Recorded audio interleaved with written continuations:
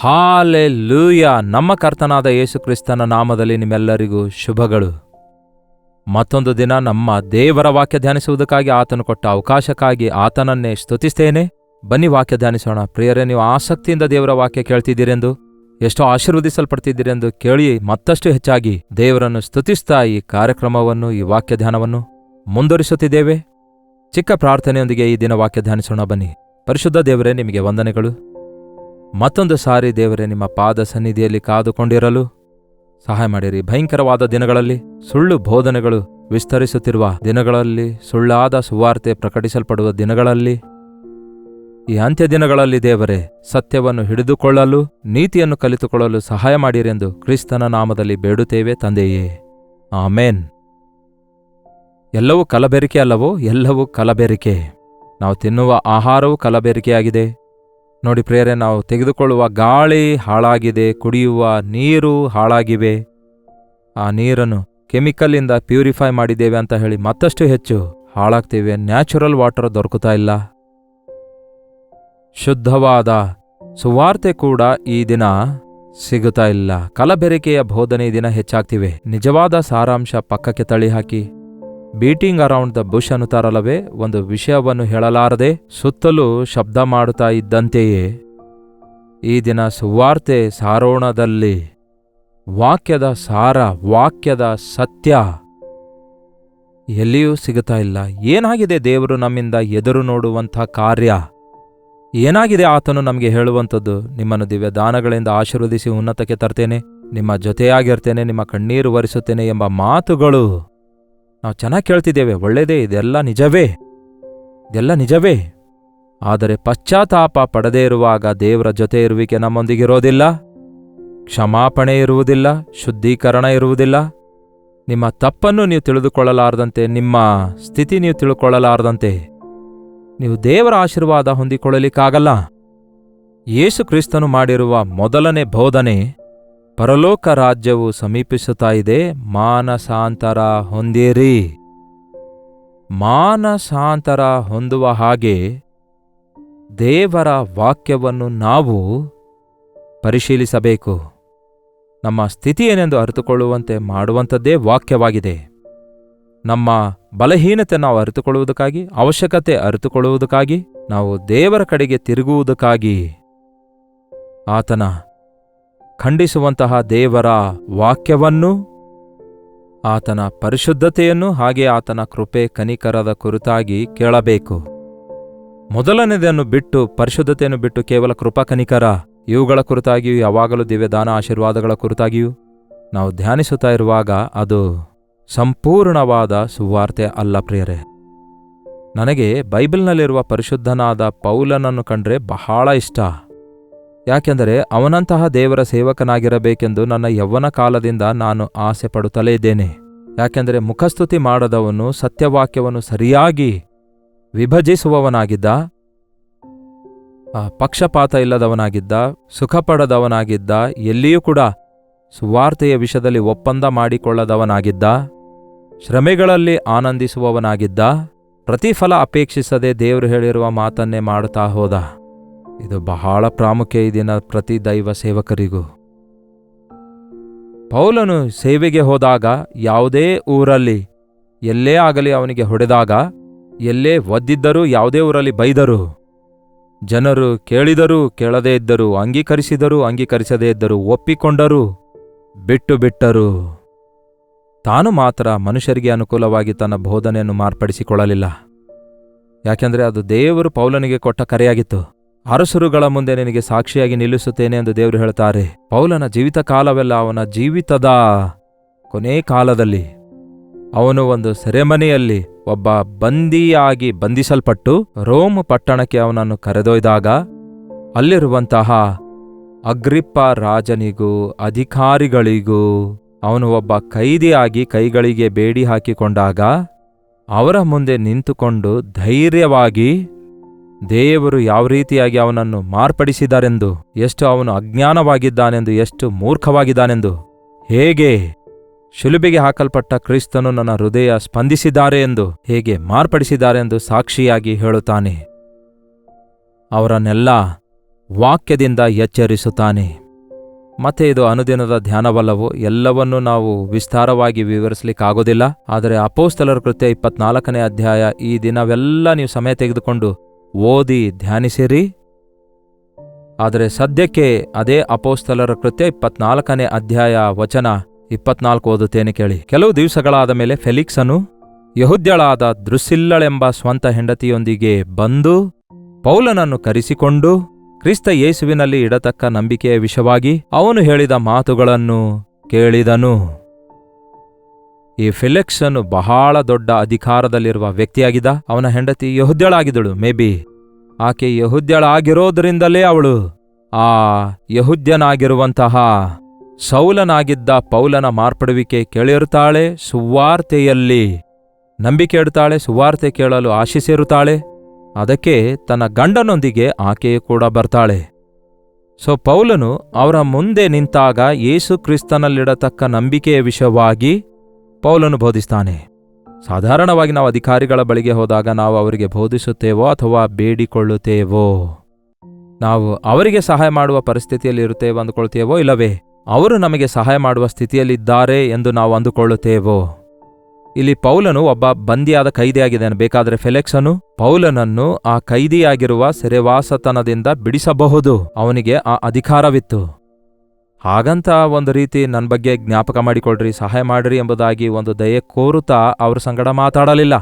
ಆದರೆ ಯೇಸುವಿನ ವಿಷಯವಾಗಿ ಮಾತಾಡ್ತಿದ್ದಾನೆ. ಸೆರೆಮನೆಯಲ್ಲಿದ್ದರು, ಬೇಡಿಗಳಲ್ಲಿದ್ದರು. ದೇವರನ್ನು ಮಹಿಮೆಪಡಿಸುವ ದೈವಸೇವಕನು ಎಂತಹ ದೊಡ್ಡ ದೈವಸೇವಕನಾಗಿದ್ದ ನೋಡಿ ಪೌಲ. ಆ ಫೆಲಿಕ್ಸನಿಗೆ ಕ್ರಿಸ್ತ ಯೇಸುವಿನಲ್ಲಿಡತಕ್ಕ ನಂಬಿಕೆಯ ವಿಷಯವಾಗಿ ಪೌಲನು ಹೇಳ್ತಾನೆ. 25ನೇ ವಚನ ನೋಡುವುದಾದರೆ, ಪೌಲನು ಸುನೀತಿ, ದಯೆ, ಮುಂದಣ ನ್ಯಾಯ ವಿಚಾರಣೆ ಇವುಗಳ ವಿಷಯವಾಗಿ ಪ್ರಸ್ತಾವಿಸುತ್ತಿದ್ದಾಗ ಫೆಲಿಕ್ಸನು ಕೇಳಿದನು. ಅಲ್ಲಿ 100 ಜನ ಇಲ್ಲ, ಕೇವಲ ಆ ಫೆಲಿಕ್ಸನು ಇದ್ದನು, ಅವನ ಹೆಂಡತಿ ಇದ್ದಳು, ಕೆಲವು ಜನ ಪರಿವಾರದವರಿದ್ರು. ಅಲ್ಲಿ ಒಂದು ಪ್ರಸಂಗ ಮಾಡ್ತಿದ್ದಾನೆ. ಕೈಗಳಿಗೆ ಬೇಡಿ ಹಾಕಲಾಗಿದೆ. ಆಗಲೇ ಸೆರೆಮನೆಯಲ್ಲಿ ಬಹಳ ಕಾಲವಿದ್ದ. ನಿಮಗೆ ಗೊತ್ತಲ್ಲ, ಸಮುದ್ರ ಪ್ರಯಾಣದಲ್ಲಿ ಪ್ರಾಣಾಪಾಯ ಸ್ಥಿತಿಯಿಂದ ಹೊರಬಂದು ರೋಮ್ನಲ್ಲಿರುವ ಸೆರೆಮನೆಗೆ ಬರ್ತಾನೆ. ಅಂತಹ ಸಮಯದಲ್ಲಿ ಎಲ್ಲಿಯೂ ಕಾಂಪ್ರಮೈಸ್ ಆಗಲಾರದಂತೆ, ಅವನ ಫೇವರನ್ನು ಕೋರಿಕೊಳ್ಳದಂತೆ ಏನನ್ನು ಬೋಧಿಸಿದಾನಂತೆ? ನೀತಿಯ ಕುರಿತಾಗಿ. ಯಾವ ನೀತಿ? ನೀತಿ ನ್ಯಾಯ ಇಲ್ಲದ ಕ್ರೈಸ್ತತ್ವ ಅದು ಕ್ರೈಸ್ತತ್ವವೇ ಅಲ್ಲ ಪ್ರಿಯರೇ. ಆ ಸ್ವಾನೀತಿಯಿಂದ ತುಂಬಿಕೊಂಡಿರುವ ಫರಿಸಾಯನ ಕುರಿತು ಕರ್ತನಾದ ಯೇಸು ಏನು ಹೇಳ್ತಾರೆ ಗೊತ್ತಲ್ಲವೇ? ಅವನ ಪ್ರಾರ್ಥನೆ ಅಂಗೀಕರಿಸಲಿಲ್ವಲ್ಲ. ನಮ್ಮ ಸ್ವಾನೀತಿ ಕೃತ್ಯಗಳು ದೇವರ ಮುಂದೆ ಕೊಳೆತು ಹೋಗಿರುವ ಗೋಣಿತಟ್ಟಿನಂತಿವೆ. ಕೊಳೆತು ಹೋದ ಗೋಣಿತಟ್ಟು ಎಷ್ಟು ವಾಸನೆ ಬರ್ತವೆ ನೋಡಿ. ನಾವೆಷ್ಟೋ ಸ್ವಾನೀತಿ ಹೊಗಳ್ಕೊಳ್ತೇವೆ. ಅನ್ನದಾನ ಮಾಡಿದ್ದೇನೆ, ವಸ್ತ್ರದಾನ ಮಾಡಿದ್ದೇನೆ, ಇಲ್ಲವೇ ಸಭೆಗೆ ಕಾಣಿಕೆ ಕೊಟ್ಟಿದ್ದೇನೆ, ಚರ್ಚ್ ಕಟ್ಟಿಸಿದ್ದೇನೆ, ಇಲ್ಲವೇ ಏನೇನೋ ಸಹಾಯ ಮಾಡಿದ್ದೇನೆ ಎಂಬುದಾಗಿ ನೀವು ಸ್ಯಾಟಿಸ್ಫೈ ಆಗ್ತಾ ಇರೋದಾದರೆ, ತೃಪ್ತಿ ಹೊಂದುತ್ತಾ ಇರುವುದಾದರೆ ಅದು ನಿಮ್ಮ ಸ್ವಾನೀತಿಯಾಗಿರುತ್ತೆ. ನಾನು ಅವ್ರಿಗಿಂತಲೂ ಬೆಟರ್, ಇವ್ರಿಗಿಂತಲೂ ಒಳ್ಳೆಯವನು ಅಂದುಕೊಳ್ತಿರೋದಾದರೆ, ಬೇರೆಯವರೊಂದಿಗೆ ಕಂಪೇರ್ ಮಾಡಿಕೊಂಡು ಚೆನ್ನಾಗಿದ್ದೇನೆ ಅಂದುಕೊಳ್ಳೋದಾದರೆ ಅದು ಅಜ್ಞಾನವಾಗಿರುತ್ತೆ. ದೇವರು ನೀತಿವಂತನಾಗಿದ್ದಾರೆ. ಆತನು ನೀತಿ ನ್ಯಾಯವುಳ್ಳ ದೇವರಾಗಿದ್ದಾರೆ. ಅನ್ಯಾಯ ಮಾಡದವನು, ಅಕ್ರಮ ಮಾಡದವನು, ಅಪಕಾರ ಆಲೋಚಿಸದವನು, ಅಸೂಯೆ ಪಡದವನು, ದ್ವೇಷಿಸಲಾರದವನು ನಿಜವಾದ ಕ್ರೈಸ್ತನಾಗಿರುತ್ತಾನೆ. ನಾವು ಕ್ರಿಸ್ತನನ್ನು ಸಂಪಾದಿಸಬೇಕು. ನಿಮ್ಮ ಜೀವಿತದಲ್ಲಿ ಯಥಾರ್ಥತೆ ಇರಬೇಕು, ಪರಿಶುದ್ಧತೆ ಇರಬೇಕು, ಕನಿಕರ ಇರಬೇಕು, ಕ್ಷಮಾಪಣೆಯ ಮನಸ್ಸಿರಬೇಕು, ನಿಸ್ವಾರ್ಥತೆಯ ಸ್ವಭಾವ ಇರಬೇಕು. ವಾಕ್ಯ ಕೇಳುವವನ ಜೀವಿತ ಮಾರ್ಪಡುತ್ತೆ ಪ್ರಿಯರೇ. ವಾಕ್ಯ ಕೇಳುವವನು ಸುಳ್ಳಾಡಲ್ಲ, ಕಳ್ಳತನ ಮಾಡಲ್ಲ, ಮೋಸ ಮಾಡಲ್ಲ, ಅನ್ಯಾಯ ಮಾಡಲ್ಲ, ತನ್ನ ದುಡ್ಡನ್ನು ಬಡ್ಡಿಗಾಗಿ ಕೊಡಲ್ಲ, ಲಂಚ ತೆಗೆದುಕೊಳ್ಳೋದಿಲ್ಲ, ಲೋಕ ಸಂಬಂಧವಾದ ದುಂದೌತಣದಲ್ಲಿ ಅವನು ಒಳಗಾಗೋದಿಲ್ಲ. ತನ್ನ ದೇಹವನ್ನು ದೇವಾಲಯವಾಗಿ ಕಾಪಾಡಿಕೊಳ್ತಾನೆ, ಪರಿಶುದ್ಧವಾಗಿ ಕಾಪಾಡಿಕೊಳ್ತಾನೆ, ಪವಿತ್ರವಾಗಿ ಕಾಪಾಡಿಕೊಳ್ತಾನೆ.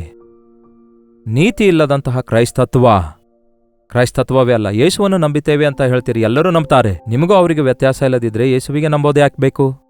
ಯೇಸುವನ್ನು ನಂಬಿದಾಗ ನಿಮ್ಮ ಮನೆಯಲ್ಲಿ ನಿಮ್ಮ ಪ್ರವರ್ತನೆ ಸರಿಯಾಗಿರ್ಬೇಕಲ್ಲವೇ? ಪ್ರತ್ಯೇಕವಾಗಿರ್ಬೇಕಲ್ಲವೇ? ನಿಮ್ಮ ಆಫೀಸ್ನಲ್ಲಿ, ನಿಮ್ಮ ಸ್ಕೂಲ್ನಲ್ಲಿ, ನೀವೆಲ್ಲಿರುತ್ತೀರೋ ಅಲ್ಲಿ ಜನರು ನಿಮ್ಮಲ್ಲಿ ಪ್ರತ್ಯೇಕತೆಯನ್ನು ಗುರುತಿಸಬೇಕು. ಇವನಲ್ಲಿ ದೇವರ ಆತ್ಮ ಉಂಟೆಂದು ಆ ದಿನ ದಾನಿಯೇಲನನ್ನು ಗುರ್ತಿಸ್ತಾರಲ್ಲವೇ? ದೇವರು ಯೋಸೇಫನ ಸಂಗಡ ಇದ್ದಾರೆ ಎಂದು ಅವನ ಅಧಿಕಾರಿ ಗುರ್ತಿಸಿದ್ದನ್ನು ನೆನಪಿದೆಯಲ್ಲವೇ? ಹಾಗೆಯೇ ನಿಮ್ಮ ಜೀವಿತದಲ್ಲಿ ಕ್ರಿಸ್ತನ ನೀತಿ ಇರಬೇಕು. ನೀತಿವಂತನು ಒಬ್ಬನೂ ಇಲ್ಲ, ಎಲ್ಲರೂ ಪಾಪ ಮಾಡಿದ್ದಾರೆ ಮತ್ತು ದೇವರ ಮಹಿಮೆಯನ್ನು ಕಳೆದುಕೊಂಡಿದ್ದಾರೆ.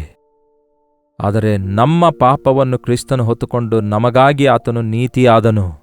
ನಮ್ಮ ಶಾಪವನ್ನು ಅಳಿಸಿ ಹಾಕಿ ತನ್ನ ಪರಿಶುದ್ಧತೆಯನ್ನು ನಮಗೆ ಕೊಟ್ಟಿದ್ದಾರೆ. ಆತನಲ್ಲಿ ನಂಬಿಕೆಯಿಟ್ಟ ನಮ್ಮನ್ನು ತನ್ನ ರಕ್ತದಲ್ಲಿ ತೊಳೆದು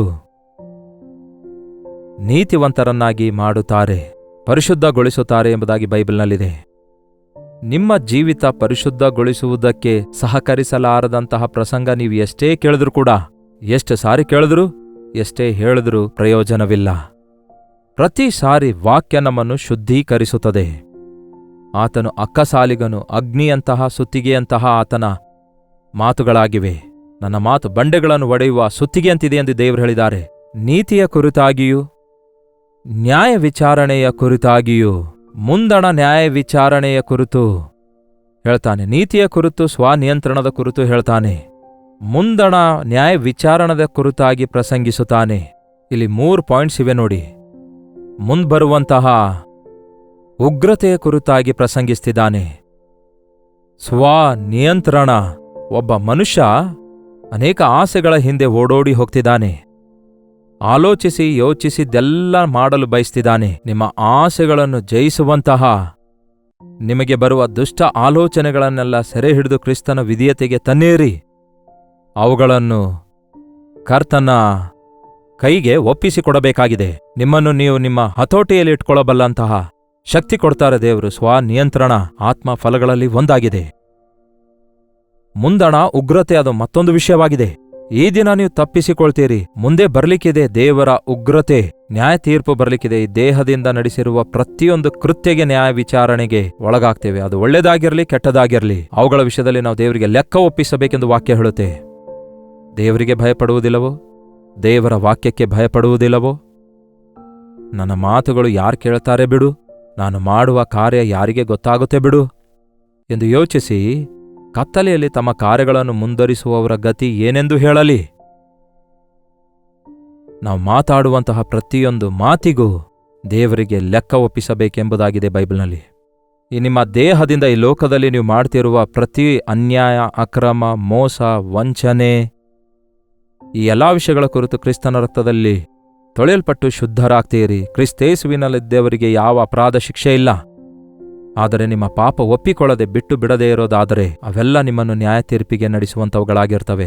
ಕೆಲವರ ಪಾಪಗಳು ನ್ಯಾಯ ತೀರ್ಪಿಗೆ ಅವರನ್ನು ಮುಂದೆ ನಡೆಸ್ತವೆ, ಕೆಲವರ ಪಾಪ ಅವರನ್ನು ಹಿಂದಕ್ಕೆ ತಳ್ಳುತ್ತವೆ ಎಂದು ಬರೆಯಲ್ಪಟ್ಟಂತೆಯೇ ಈ ದಿನ ಮನುಷ್ಯರಿಗೆ ಪಾಪ ಭೀತಿ ಇಲ್ಲದವರಾಗಿ, ದೈವ ಭಯ ಇಲ್ಲದವರಾಗಿ, ಜೀವಿತ ಪರಿಶುದ್ಧಗೊಳಿಸಿಕೊಳ್ಳಬೇಕು ಎಂಬ ಆಸೆ ಇಲ್ಲದವರಾಗಿ ಎಂದು ಹೇಳುವಂಥವರಿದ್ದಾರೆ. ವರ್ಷಗಳಿಂದ ವಾಕ್ಯ ಕೇಳ್ತಿದ್ದೇವೆ ಅನ್ನುವವರು ನಿಮ್ಮಲ್ಲಿದ್ದೀರಿ. ಆದರೆ ಆ ವಾಕ್ಯ ಕೇಳಿದ ಮೇಲೆ ನಿಮ್ಮ ಜೀವಿತದಲ್ಲಿ ಮಾರ್ಪಡುವಿಕೆ ಬರದಿದ್ದರೆ ಪ್ರಯೋಜನವಿಲ್ಲ ಪ್ರಿಯರೇ.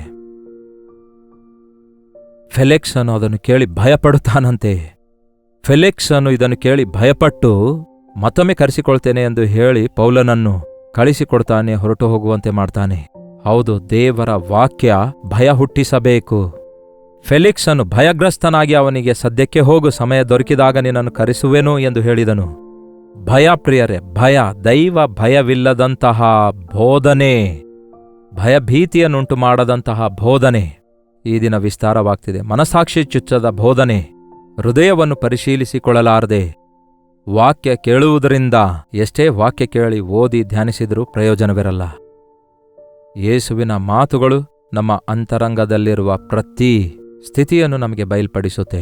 ಯಾಕೆಂದರೆ ದೇವರ ವಾಕ್ಯ ಸಜೀವವುಳ್ಳದಾಗಿದೆ, ಇಬ್ಬಾಯಿ ಕತ್ತಿಗಿಂತಲೂ ಹದವಾದದ್ದಾಗಿದೆ. ಅದು ಹೃದಯದ ಆಲೋಚನೆ ಕೀಲು ಮೆಜ್ಜೆಗಳನ್ನು ವಿಭಾಗಿಸುವಷ್ಟು ಚೂಪವಾಗಿದೆ ಮತ್ತು ನಮ್ಮ ಯೋಚನೆ ಆಲೋಚನೆಗಳನ್ನು ಪರಿಶೀಲಿಸುತ್ತದೆ.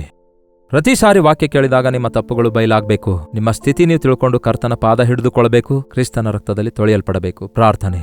ಪರಿಶುದ್ಧ ದೇವರೇ, ಪ್ರೀತಿಯುಳ್ಳ ತಂದೆಯೇ, ಪ್ರತಿ ಸಾರಿ ನಿಮ್ಮ ಸನ್ನಿಧಿಗೆ ಬಂದಾಗ ನಮ್ಮನ್ನು ನಾವು ಪರಿಶೀಲಿಸಿಕೊಳ್ಳುವುದಕ್ಕೂ ನಿಮ್ಮ ವಾಕ್ಯದೊಂದಿಗೆ ಹೋಲಿಸಿಕೊಳ್ಳುವುದಕ್ಕೂ ನಿಮ್ಮ ವಾಕ್ಯಾನುಸಾರವಾಗಿ ಇದ್ದೇವೋ ಎಂಬುದಾಗಿ ನಮ್ಮನ್ನು ನಾವು ಪರಿಶೀಲಿಸಿಕೊಂಡು ಪಶ್ಚಾತ್ತಾಪ ಪಡುವಂತೆ ಸಹಾಯ ಮಾಡಿರಿ. ನಮ್ಮ ಪಾಪನ ಒಪ್ಪಿಕೊಳ್ಳೋದಾದರೆ ನೀವು ನಂಬಿಗಸ್ತನೂ ನೀತಿವಂತನಾಗಿರೋದ್ರಿಂದ ನೀವು ನಮ್ಮನ್ನು ಕ್ಷಮಿಸಿ ಶುದ್ಧೀಕರಿಸುತ್ತೀರಿ ಎಂದು ನಂಬಿ ಹೃದಯದೊಳಗೆ ಎಂಥದೇ ಅಪವಿತ್ರತೆಗೆ ಅವಕಾಶ ಕೊಡದಂತೆ ಪರಿಶುದ್ಧತೆಯುಳ್ಳವರಾಗಿ, ಕುಗ್ಗಿ ಜಜ್ಜಿದ ಹೃದಯವುಳ್ಳವರಾಗಿ, ನಿಮ್ಮ ಸಾಕ್ಷಿಗಳಾಗಿ ಲೋಕದಲ್ಲಿ ಜೀವಿಸುವ ಹಾಗೆ ನೀವು ಎರಡನೇ ಸಾರಿ ಬಂದಾಗ ಎತ್ತಲ್ಪಡುವಂತೆ ನಮಗೆ ಸಹಾಯ ಮಾಡಿರಿ ಎಂದು ಕ್ರಿಸ್ತನ ನಾಮದಲ್ಲಿ ಬೇಡುತ್ತೇವೆ ತಂದೆಯೇ, ಆಮೇನ್.